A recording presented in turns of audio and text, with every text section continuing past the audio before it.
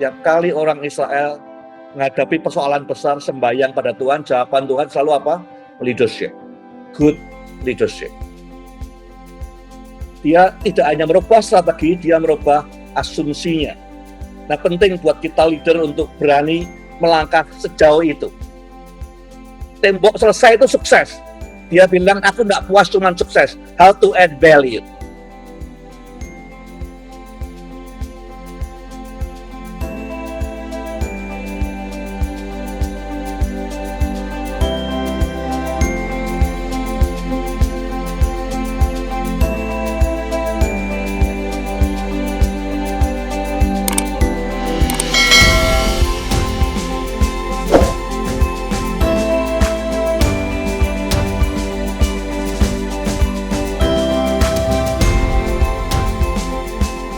Isi Nehemia 7 jauh lebih banyak daripada 12 poin, tapi yang saya dapatkan cukup kuat ada 12 poin tentang leadership di Nehemia 7.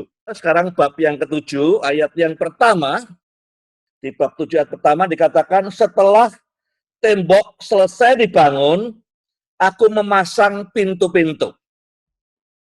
Ya, poin pertama saya yang saya belajar dari Nehemia adalah the trap of success. Jadi semua kita pernah sukses. Sukses itu apa? Goal kita tercapai. Kalau itu di marketing, di sales, ya target salesnya tercapai. Kalau itu gereja, target pertumbuhan gerejanya tercapai. Kalau itu organisasi, mungkin revenue-nya tercapai. Goal-nya tahun ini 30 ribu anak-anak disponsori tercapai. Jadi sukses kita pernah ngalami. Ya, sukses artinya kita mencapai goal kita. Itu sukses. Nah, orang-orang seperti Nehemia itu mengantisipasi sukses sebelum sukses terjadi. Ada 3 pilihan kita mengantisipasi sukses. Yang pertama adalah setelah Nehemia selesai bangun tembok, kemudian dia ringkes-ringkes barangnya, dia pulang. Proyek selesai. Ya, itu biasanya mental orang bayaran. Ya, proyek selesai, kukut-kukut barang, kemudian dia pulang kembali ke kehidupan lamanya. Proses dia mengerjakan itu dibuang semua pengalamannya. Ya. Itu pilihan pertama. Pilihan kedua, ada orang yang sukses, kemudian dia merasa deserve, merasa layak untuk menikmati suksesnya. Dia enjoy, dia memberi reward pada dirinya sendiri, dia celebrate, menikmati suksesnya, dihabiskan suksesnya sendiri. Sebelum sukses terjadi, dia mulai mengantisipasi dengan bertanya, so what next? Di bab sebelumnya, saya katakan bahwa momentum itu sahabat para pemimpin. Nehemia membangun momentum, ya, dari serangan-serangan musuhnya, dia bangun momentum. Nah, sekarang dia tidak membangun momentum, tapi keep the momentum going. Ya. Dengan bertanya, what next? Gunung mana lagi yang harus ditaklukkan? Ya. Dampak apa lagi yang perlu dihasilkan? What next? Jadi sebelum selesai, what next? Karena kalau tidak ada pertanyaan what next, momentum akan hilang dan habis. Bill Hybels berkata, vision leaks. Oke. Visi itu bocor. Kalau kita tidak isi terus orang dengan visi, lama-lama orang akan lupa visinya. Passion juga leaks. Kalau passion kita tidak nurture, tidak kita kobarkan, lama-lama passionnya hilang. Momentum juga leaks. Ya, kalau momentum kita bangun, dia lama-lama akan hilang. Kalau kita sudah kehilangan momentum, memulai lagi sulitnya setengah mati. Jadi biasanya setelah kita sampai di puncak keberhasilan, kita harus sebelum itu commit untuk keep the momentum going. Bagaimana momentumnya terus berputar. Dengan bertanya, what next? Kalau kita tidak bertanya itu, pelan-pelan momentum hilang, kita mau mulai lagi itu ngayuhnya akan berat sekali. Itu poin nomor 1. Keep the momentum going. Ya. Nomor 2, Nehemia ini orang yang punya prinsip yang saya sebut value adding principle. Jadi value adding. Dia sudah membangun tembok, dia tidak ingin tembok kemudian Jadi makin lama makin turun nilainya, dia ingin makin naik nilainya. Ada semacam rule di peraturan di apa atau prinsipal di Boy Scout of America yang berkata kalau kamu ke satu tempat, entah itu gedung pertemuan, entah gereja, entah kemah, tinggalkan tempat itu lebih bersih daripada waktu kamu datang. Kita ke toilet, di pesawat, di toilet umum, ditanamkan bahwa tinggalkan toilet itu lebih bersih daripada waktu kamu masuk. Kalau kita masuk organisasi, kita harus punya prinsip, jadikan organisasi itu lebih baik daripada waktu. Kalau kita bergabung ke satu pelayanan, kita harus punya prinsip adding value. Prinsip adalah organisasi itu menjadi lebih baik waktu saya pergi dibanding waktu saya datang. Sama dengan perusahaan, sama dengan gereja, sama organisasi, entah itu tempat pertemuan, itu lapangan, itu apapun juga, kita harus mengembangkan seperti Nehemia, value adding principle. Selalu kita pikir bahwa kalau saya melewati tempat itu, saya tinggalkan keadaannya harus lebih baik. Banyak pemimpin di tengah kita ini banyak pemimpin keliru. Dia inginnya pas zamannya dia itu paling baik. Setelah dia akan lebih jelek lagi daripada dia. Ya. Nah itu bukan prinsipnya Nehemia. Dia tidak hanya ingin tembok selesai, tapi dia berpikir bagaimana setelah selesai saya add value, menambah value tembok itu. Nah saya berpikir beberapa skenario. Kalau misalnya saya di tempatnya Nehemia, skenario pertama, saya akan bentuk panitia atau departemen maintenance supaya tidak rusak kemudian setelah 3 tahun, 5 tahun dan segala macam.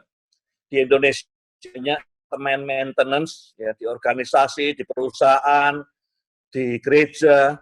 Tapi yang dikerjakan sesungguhnya bukan maintenance tapi reparasi.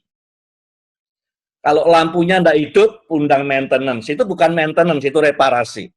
Kalau engselnya pintu macet atau seret, kita panggil maintenance. Itu bukan maintenance. Ya. Kalau temboknya kotor, baru dicat. Itu bukan maintenance. Itu adalah reparasi. Maintenance itu artinya kita menjaga tembok, bangunan, atau apapun juga, seperti baru value-nya. Jadi dikerjakan sebelum rusak. Misalnya saya belajar waktu di Amerika, tembok luar rumah, walaupun tidak ada sama sekali cacatnya atau terkelupas apapun, tiap 3 tahun kita cek lagi semua karena itu menjaga nilai rumah tetap sama terus seperti waktu masih baru. Itu maintenance namanya. Ya. Tapi yang kita kerjakan di Indonesia ini departemen reparasi. Kalau tembok rusak, di semen lagi, gerbangnya ada yang loose, sekrupnya kita ganti dan segala macam. Tapi itu kemungkinan pertama. Nah, buat saya itu bukan adding value. Itu hanya reparasi, itu artinya jagain jangan sampai terlalu cepat rusaknya. Gitu. Ya. Yang kedua, kita bisa sungguh-sungguh mengerjakan beautifying. Jadi temboknya itu misalnya dikasih lukisan-lukisan yang bagus, ya seperti banyak tembok-tembok di stadion itu kasih karikatur atau segala macam, atau kasih bunga-bunga. Ya bisa adding value sedikit, tapi tidak terlalu beda banyak. Yang ketiga kemungkinannya adalah dengan memaksimalkan kegunaan tembok itu. Ya sudah dibangun untuk mengelilingi kota, bagaimana supaya banyak event dikerjakan di pintu gerbang tembok atau di mana. Ya, memaksimalkan kegunaannya. Tapi yang keempat ini yang dikerjakan Nehemia, dia berpikir bukan soal temboknya, dia berpikir bangun tembok itu untuk apa? Gunanya apa? Purpose-nya tembok melindungi kota.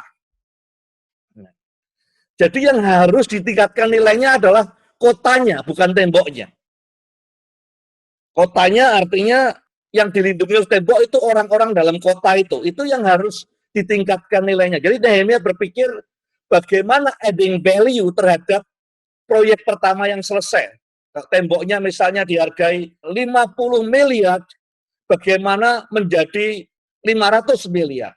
Itu dengan cara value di dalam tembok itu ditingkatkan. Caranya gimana? Satu, misalnya kalau kota Yerusalem menjadi kota di mana hadirat Allah kuat. Ya. Jadi semua orang kalau mau merasakan bertemu Tuhan, ketemunya ke Yerusalem, harus lewat tembok itu.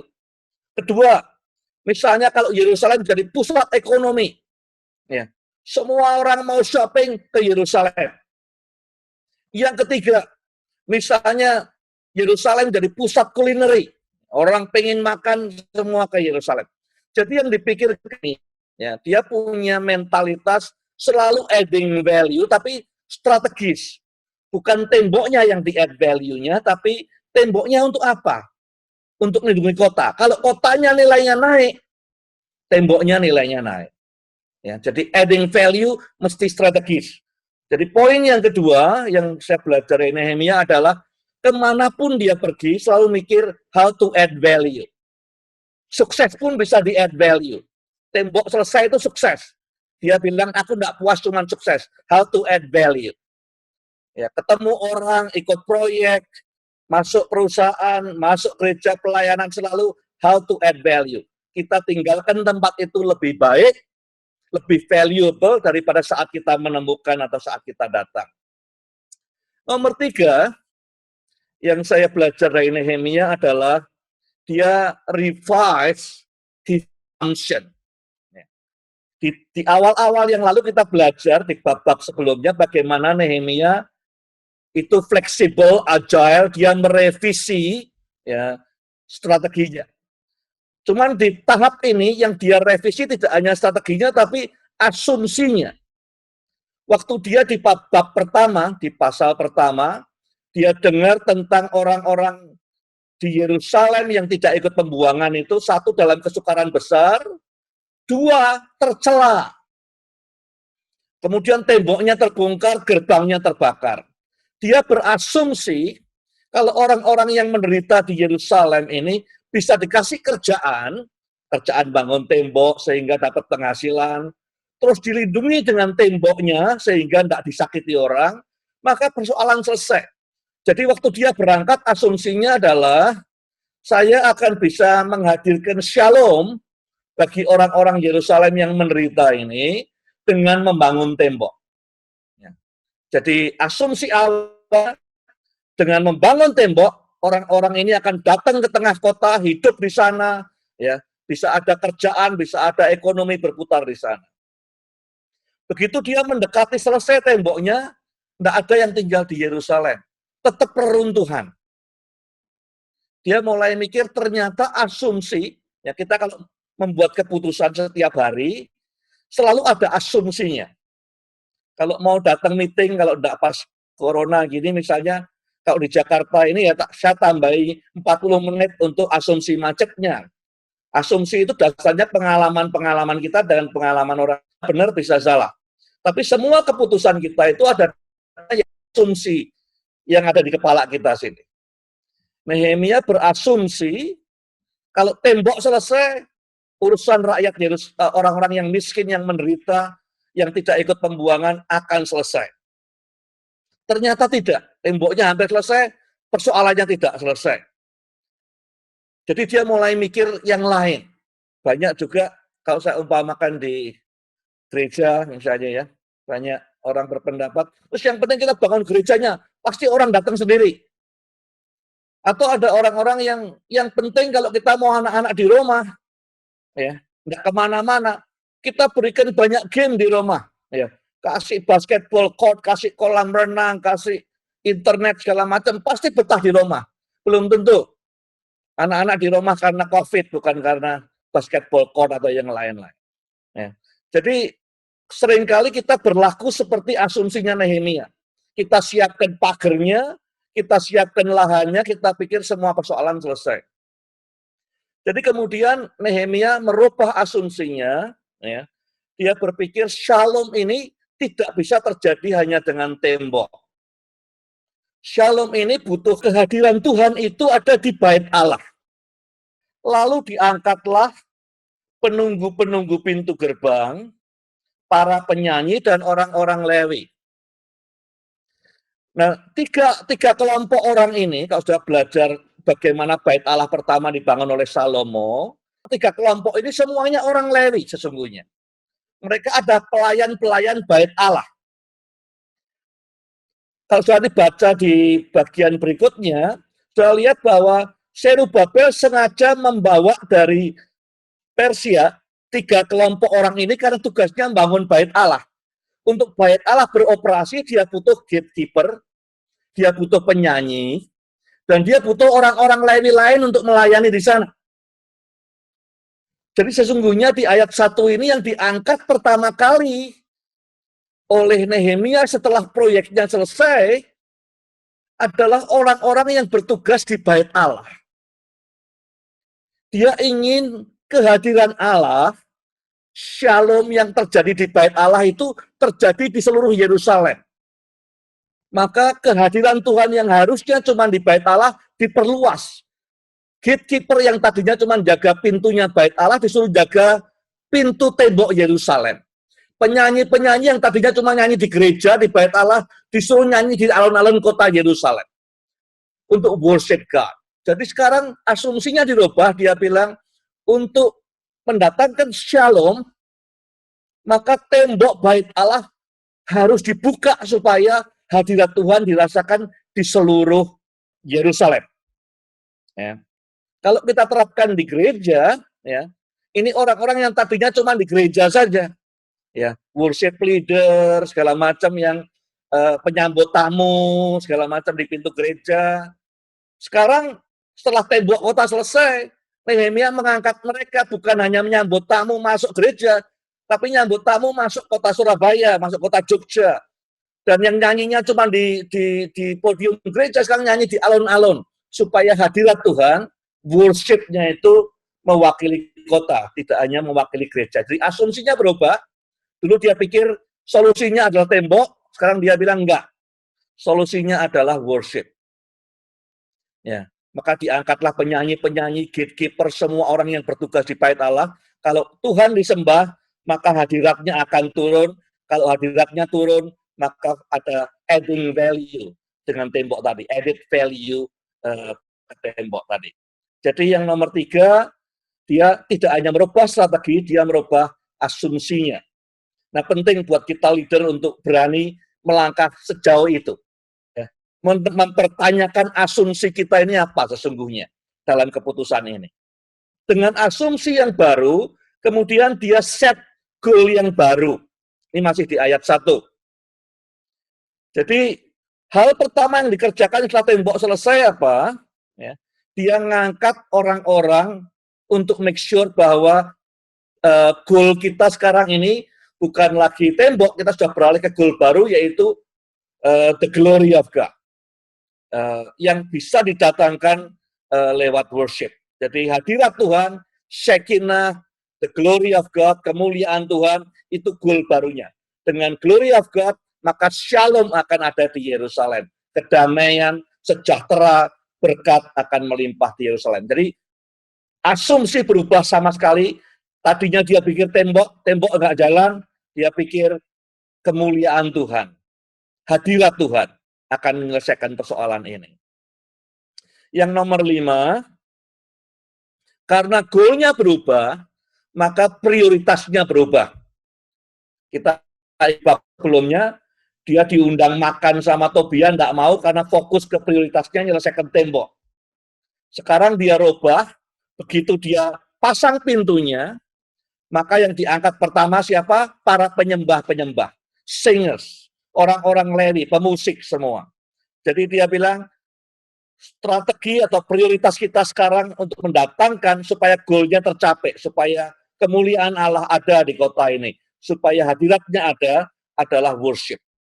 Langkah pertama, ya, dia bukan milih yang lain-lain dulu. Setelah ini dia akan milih penjaga tembok, tentaranya, pasukannya siapa. Tapi sebelum semua itu, prioritas adalah penyembah-penyembah. Karena hanya dengan prioritas menyembah, ya, maka hadirat Tuhan akan datang. Nah, pertanyaan buat kita, kalau kita mimpin gereja, kalau kita punya kantor, kalau kita mimpin sekolah, atau bahkan di rumah kita. Kadang kita punya asumsi, ya kalau ada nasi mengepul maka semua beres. Kalau orang semua gajinya cukup maka tidak ada persoalan di kantor. Tapi ternyata tidak bisa. Ya, kalau fasilitas kantor baik atau kalau gereja AC-nya tidak rusak, pasti semua jemaat senang. Nah sekarang asumsi berubah. Ya, tembok tidak menyelesaikan persoalan, AC, karpet tidak menyelesaikan persoalan, tapi hadirat Tuhan bisa menyelesaikan persoalan. Jadi kita mesti ngerubah, kalau tadinya prioritasnya adalah menutup tembok-tembok yang masih ada gap-nya, ya.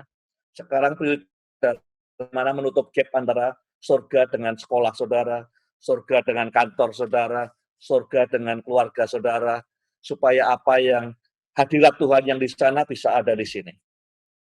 Itu Nehemia. Dia rubah asumsinya, implikasinya dia rubah goalnya, implikasinya dia rubah prioritasnya. Dan ketiga hal ini adalah ungkapan adding value kepada apa yang sudah dia capai. Nomor 6, dia angkat, ini di ayat yang kedua, ya, dia angkat able leaders. Jadi kalau saudara ngangkat pemimpin yang baik di gereja, di organisasi, di perusahaan, maka itu adding value. Ya, ngangkat pemimpin yang baik itu pasti adding value. Di dalam ayat 2 ada dua hal yang dicatat oleh Nehemia. Satu adalah ngangkat berdasarkan karakter pemimpin. Nomor 1 karakter. Nomor 2 dia ngajarkan tentang team leadership. Bukan hanya satu orang yang jadi raja, tapi dia ngangkat 2 orang. Ya. Satu untuk ngurusi orang-orang urusan sipil, satu lagi urusan militer, bekerja sama. Jadi ada 2 hal yang artinya pemimpin yang baik, satu masalah karakter, 2 tim leadership yang saling melengkapi, kolaborasi, interdependence, dan segala macam. Nah, mungkin dia mikir di antara ayat 1 dan 2, apalagi yang saya bisa kerjakan? Saya ingin menolong orang-orang yang menderita, yang tercela, yang nggak ada confidence, yang minder di Yerusalem ini. Saya coba kasih kerjaan bangun tembok, nggak berhasil. Saya kasih protection, temboknya selesai dibangun, nggak berhasil. Kalau sekarang mungkin kasih BPJS, insurance, nggak berhasil. Dikasih skill, yang dulunya nggak bisa urusan semen, urusan kayu, sekarang bisa, tetap nggak berhasil. Diajari megang senjata, nggak berhasil. Nah sekarang di ayat 2 dia coba sesuatu yang menurut saya biblical, apapun persoalannya yang bisa nolong mereka adalah good leadership. Tiap kali orang Israel menghadapi persoalan besar, sembahyang pada Tuhan, jawaban Tuhan selalu apa? Leadership. Good leadership. Hadiah yang terbaik yang sudah bisa berikan untuk anak saudara, untuk jemaat saudara, untuk staf saudara, untuk karyawan saudara, untuk masyarakat adalah berikan mereka great God leader. Karena pemimpin yang baik akan bisa memaksimalkan potensi mereka. Kalau saudara beban ke orang miskin, bahkan di anak-anakmu, cucumu sendiri. Saudara mewariskan rumah atau toko atau apa, bisa habis. Tapi kalau sudah memberikan peneladanan sebagai pemimpin yang baik, itu akan mempersiapkan masa depan yang luar biasa. The best gift you can give, pemberian terbaik yang kau bisa berikan untuk anakmu, untuk karyawanmu, untuk orang miskin, untuk jemaatmu. Ya. Berikan dalam dirimu atau dalam orang lain, bisa angkat pemimpin-pemimpin yang takut akan Tuhan. Nomor 7, poin pertama dari ayat 3 adalah masalah security. Dia bilang, kamu yang bertugas jaga pintu harus ditutup sebelum kamu pergi. Artinya kamu responsible. Kamu tidak boleh titipkan kuncinya ke orang lain. Kamu tanggung jawab, sebelum kamu pergi, pintu tertutup. Nah, pada saat dosa masuk ke dunia, ada satu yang keluar dari dunia, yaitu responsibility, tanggung jawab. Sejak dosa masuk, orang tidak mau tanggung jawab. Adam nyalakan Hawa, Hawa nyalakan ular, dan segala macam. Waktu Yesus menebus dosa kita, dia bawa masuk responsibility. Dia pikul dosanya orang sedunia. Ya. Nah, menurut saya apa yang disampaikan oleh dengan responsibility yang ditanamkan cara kerja di job desk-nya orang-orangnya Hanani dan Hananiah ini, ya, maka dia memberikan rasa security untuk orang di kota. Nah, kalau sudah tinggal di satu real estate yang aman, karena semua petugasnya bertanggung jawab, ada aturannya yang jelas, tentu nilainya lebih mahal dibanding sudah tinggal ya, di perumahan yang tidak aman. Jadi rasa aman itu faktor penting dalam membangun orang. Itu yang dikerjakan, apa yang dikatakan kepada Nehemia kepada orang-orang ini. Ya, kamu kalau mau pindah ke Yerusalem, ini tempat yang aman. Orang-orangnya bertanggung jawab. Semua orang yang kamu lihat ini dia yang akan megang kuncinya. Ya. Jadi tidak ada titip kunci ke orang lain atau yang bisa lewat setelah jamnya dan segala macam. Security ini usahanya Nehemia semua untuk narik orang untuk tinggal di Yerusalem. Dan itu penting buat orang yang kita pimpin juga, feel secure. Ya, kalau orang mulai tidak secure, ya maka tindakannya dia akan bandingkan dirinya dengan orang lain, dia akan jatuhkan orang lain, dia akan sikat semua orang yang punya potensi. Rasa secure itu penting buat leader dan penting diberikan leader untuk orang yang dia pimpin. Secure. Secure itu ada kalau tanggung jawab di-establish dalam sistem. Nomor 8, yang dibutuhkan oleh orang-orang yang dia pimpin tidak hanya tetapi well-being. Ya, orangnya tidak banyak di Yerusalem. Kalau dipaksakan bahwa kita mau ekonomi cepat jalan, gerbangnya dibuka 18 jam, jam 6 pagi sampai jam 12 malam. Sebentar juga pada mati, pada sakit orang-orang di Yerusalem. Jadi dia bilang kepada mereka, jangan dibuka terlalu pagi. Kita tidak punya kapasitas banyak untuk jagain pintu ini. Ya, jadi pas matahari sudah panas, pintunya dibuka. Jadi kamu pada waktu istirahat cukup. Kita tidak punya banyak kapasitas untuk ini. Jadi dengan mendengar itu, orang-orang yang bertanggung jawab di Yerusalem merasa, our leaders is caring leaders. Dia memikirkan bukan hanya result, bukan hanya goal, bukan hanya profit, bukan hanya numbers, tapi dia mikirkan well-being kita. Enggak dijadikan kuli untuk kerja 18 jam sehari, asal risetnya baik. Tapi pemimpin kita ini mikir, kamu enggak usah harus, karena tenaga kita kurang, mau digilir gimana? Harus kerja 24 jam atau 18 jam. That's not a caring leader. Ya. Yang dibutuhkan orang Yerusalem waktu itu adalah caring leader. Managing based on capacity. Jadi kapasitasnya bisa segitu, yang penting message-nya yang dikatakan Nehemia adalah we care for you. Your well-being is important for us. Jadi bukan hanya diperalat untuk result. Nomor 9, kalau kita ikut program pembangunan apapun juga, ya dulu saya pernah lihat banyak proyek pemerintah bangun kayak WC di desa-desa, tapi kemudian setelah selesai, tidak ada yang pakai lagi, karena tidak ada ownership-nya. Semua proyek yang berhasil itu, atau sustain, suksesnya sustain, itu kalau ada ownership-nya. Maka strateginya Nehemia adalah orang yang tinggal di Yerusalem, dia yang in charge. Satu di gerbang, satu depan rumahnya. Ya. Setiap rumah, jadi ada ownership. Aku perlu mempertahankan kota ini, supaya kota ini aman, kota ini flourish, ekonominya berkembang, rumahnya dibangun lagi, penduduknya well-being-nya terjamin, dan segala macam. Jadi ownership penting. Tapi waktu dia propose ownership, di ayat 3 itu, dia menghadapi problem. Problemnya diungkapkan di ayat yang keempat.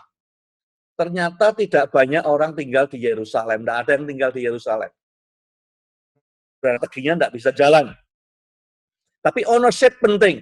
Dalam segala hal yang kita kerjakan, mau itu gereja, perusahaan, organisasi, pelayanan, sekolah, ownership penting. Semakin banyak yang own visinya, semakin sukses bisa tercapai visinya. Semakin banyak yang own strateginya, maka semakin kansnya besar untuk sukses. Ya. Jadi ownership itu prinsip yang penting. Karena ownership itu strategi empowerment. Kalau orang merasa memiliki, dia di-empower untuk sukses. Nomor 10, be very clear. Harus jelas problemnya ada di mana. Apa yang berdiri antara saya dengan sukses? Apa yang berdiri antara saya dengan goal saya? Apa yang berdiri antara kami dengan desire future? Masa depan yang kita impi-impikan. Nah, dalam konteks pasal 7 ini, apa yang berdiri antara saya dengan Shekinah, kemuliaan Tuhan atas Yerusalem, kehadiran Tuhan atas Yerusalem. Itu diungkapkan oleh Nehemia di ayat 73 dan ayat yang keempat. Ayat yang keempat mengatakan bahwa adapun kota itu luas dan besar, tetapi penduduknya sedikit, dan rumah-rumahnya belum terbangun. This is where the problem is. Ya. Karena apa? Kalau dia ingin kemuliaan Allah atas Yerusalem, kemuliaan Allah Yehova itu tidak bisa nempel di atas batu, tidak bisa. Ya. Kemuliaan Tuhan itu kemuliaan di atas umat manusia. Kalau umat manusianya tidak ada, gimana kemuliaan Tuhan bisa ada di Yerusalem? Di ayat yang terakhir, ayat 73, dikatakan, adapun para imam, orang-orang Lewi, penunggu pintu dan para penyanyi, juga sebagian dari rakyat, para budak bait Allah, semua orang Israel yang lain menetap di kota-kota mereka. Menetap di kota-kota mereka, tidak di Yerusalem. Ya. Jadi Yerusalemnya kosong, semua orang lain tinggal di kota mereka masing-masing. This is the problem.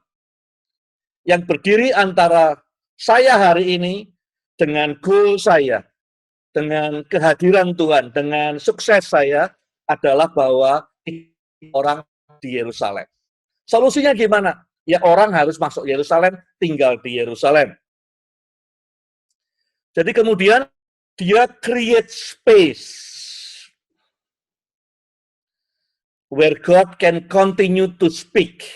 Jadi kalau kita lihat di ayat yang kelima, ini menarik sekali ayat yang kelima ini dari pasal 7. Ya. Di ayat yang kelima dikatakan, maka Allahku memberikan dalam hatiku rencana untuk mengumpulkan para pemuka dan segala macam. Jadi Tuhan bicara, waktu dia tahu problemnya apa, dia berdoa, cari jawaban Tuhan, kemudian Tuhan menuntun dia, solusinya gimana? Dia pengen siapa yang harus tinggal di Yerusalem, siapa yang akan jadi landasan kemuliaan dia. Dia perlu menyiapkan banyak venue atau orang-orang di mana kemuliaan Tuhan akan dinyatakan. Siapa yang akan tinggal di Yerusalem? Waktu dia mulai mau mengadakan sensus, kemudian dia ketemu list atau daftar nama orang-orang yang berangkat bersama Zerubabel 90 tahun yang lalu. 90 tahun yang lalu berangkat bersama Zerubabel ada sekitar 45.000 orang, 43.000 orang berangkat ke sana yang dibawa suku Yehuda, Benyamin, imam-imam, suku Lewi, penyanyi, dan penjaga pintu. Ya. Nah, kalau sudah lihat di daftar itu, yang ayat ke-7 dan sampai ayat itu sama dengan yang tertulis di Esra pasal 2. Jadi daftar itu sudah ada. Mungkin yang buat juga bukan Esra, tapi sudah ada zamannya Zerubabel. Nah, kita sebagai pemimpin, tugasnya Nehemia sekarang adalah mencari orang-orang untuk tinggal di Yerusalem. Supaya apa? Supaya menjadi alat di mana kemuliaan Allah dinyatakan. Kemuliaan Allah tidak bisa dinyatakan di tembok, atau di batu, atau di meja, tidak bisa. Kemuliaan Allah lewat manusia. Jadi core bisnisnya pemimpin yang diungkapkan oleh Nehemia adalah always looking for people yang bisa menjadi alat memancarkan kemuliaan Allah. Dan itu juga harus jadi tugas kita hari ini. Sebagai pemimpin-pemimpin hari ini. Kita mau ikut rapat, mau ikut acara konferensi, kita mau disuruh bicara, we are always in the business of looking for people.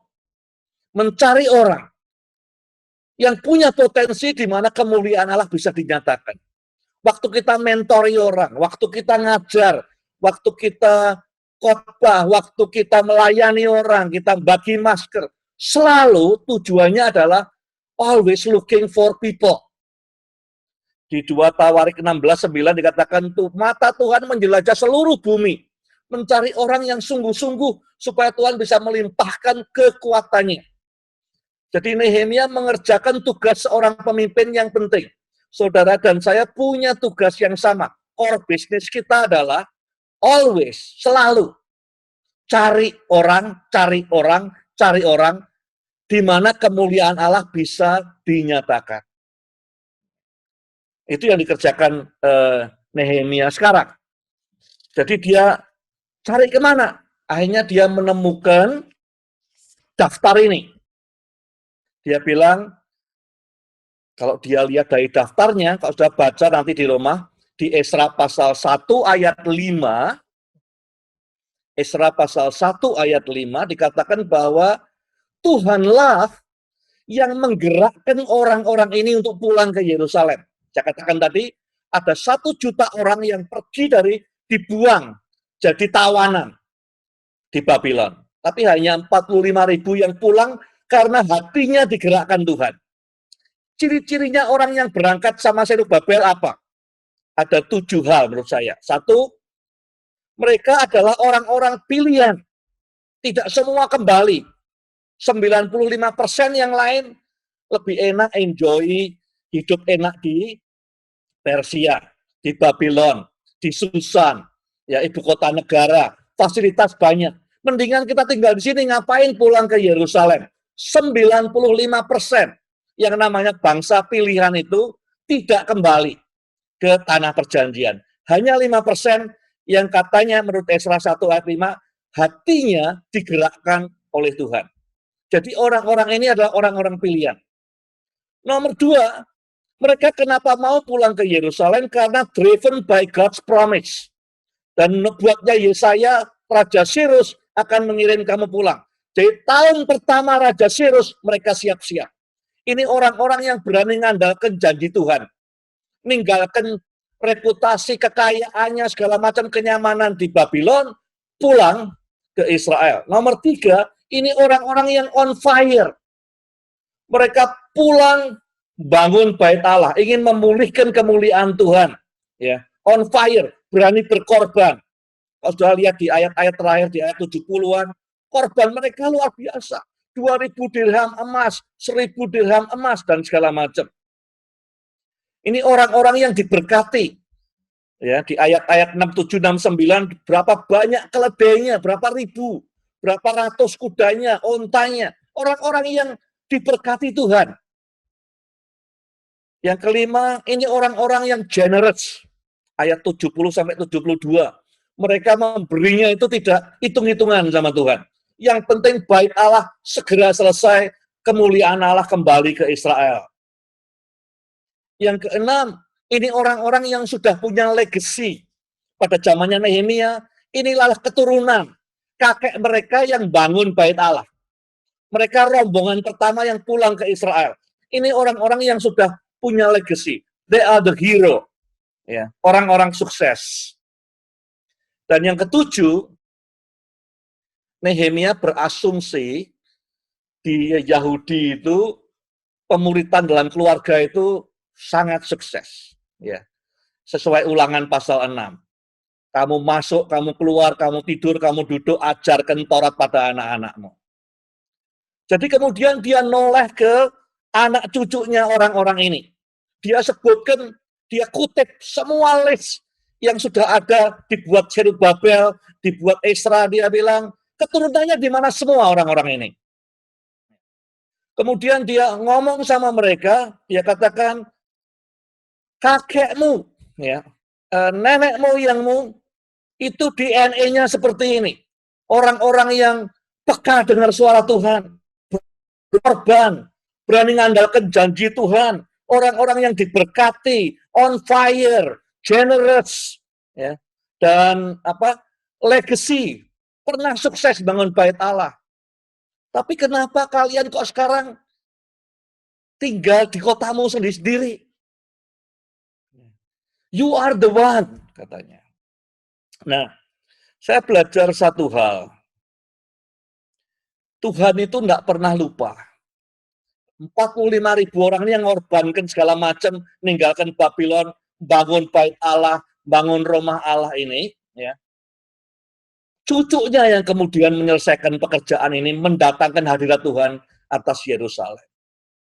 Saudara tidak perlu khawatir kalau engkau berikan semuanya kepada Tuhan.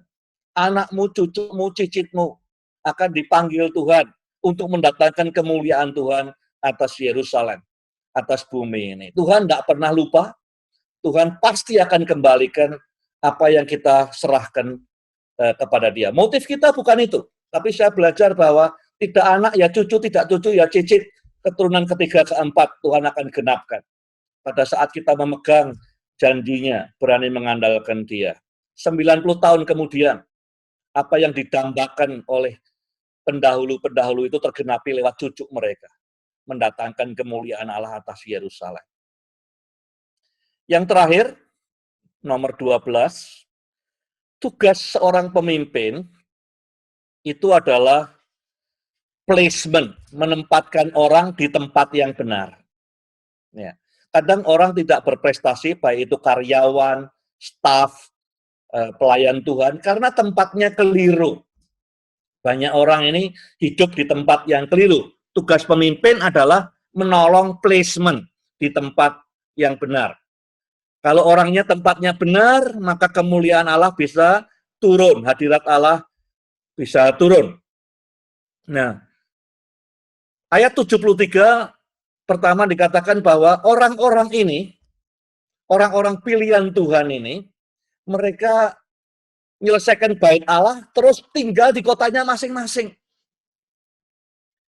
Nah ini kan lucu. Tujuan utamanya bukan cuma bangun bangunannya bait Allah, Zerubabel, tapi harusnya kemuliaan Allah yang digarap.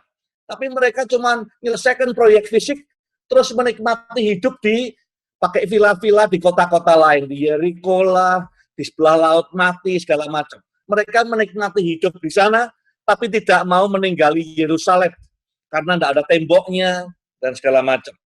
Jadi yang pertama dari ayat 73 adalah mereka di tempat yang salah. Ini orang-orang di-challenge oleh Nehemia, kamu ini DNA-nya sama dengan kakekmu. Ya. Dipilih Tuhan, driven by promise, on fire, diberkati, generous, legacy. Harusnya kamu di Yerusalem, di mana bait Allah ada, di mana hadirat Allah ada. Tetapi kamu di kota-kotamu. Jadi yang pertama, Nehemia challenge mereka untuk pindah dari kenyamanan mereka di kota masing-masing untuk pindah ke di mana hadirat Allah ada. Nah, banyak di antara kita mungkin juga sedang alami seperti itu. Orang-orang ini meninggalkan Babylon, 95% enjoy kenikmatan dunia, dia berlera berkorban, tapi sekarang mereka jatuh ke dalam dosa yang sama.